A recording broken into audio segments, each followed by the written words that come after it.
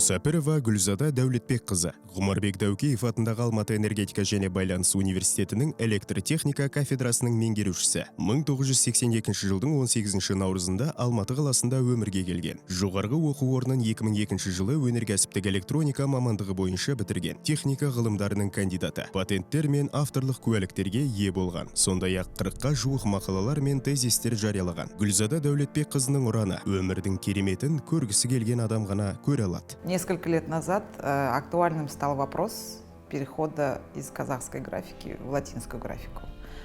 Бірнеше жылдар бұрын қазақ графикасының латын графикасына көшуіне байланысты мәселе көтерілген болатын. Сондықтан біз зерттеулік тақырыптарды таңдаған кезде осы мәселені шешуді жөн көрдік. Қазақ графикасының латынға көшу жауапкершілігі жүктелді. Из казахской графики в латинскую. С моим на тот момент дипломником, нынешний магистрант, мы разработали. Менің сол уақыттағы диплом жазып жүрген студенттерім, яғни қазіргі магистранттарыммен бірге казлат деп аталатын конвертер ойлап таптық. Ол қазақ графикасы бар құжаттарды толығымен латын графикасына параметрлері мен мәнерін өзгертпей ауыстыруға көмектеседі. Қандайда бір құжатты конвертерге салсаңыз, бұл құжат латын графикасымен шығады. Меняя стиль, этот документ выходит уже в латинской графике.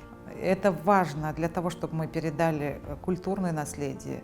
Бұл біздің мәдени және әдеби мұрамызды, сондай-ақ барлық саланы қамтыған құжаттарды келешек ұрпаққа жеткізу үшін маңызды. Ал ұрпағымыз тек латын графикасын қолданатын болады. Сондықтан ол үлкен маңыздылыққа ие. Меніңше біз бұл ауқымды мәселеге үлкен үлес қостық. Патентте, енгізу актісі де бар, және қазір конвертерді сәтті пайдаланып келеміз. Удачно применяем.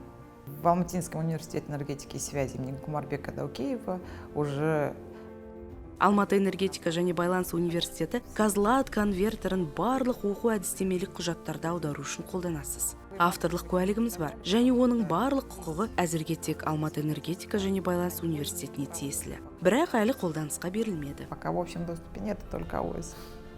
Для государственных структур мы готовы предоставить.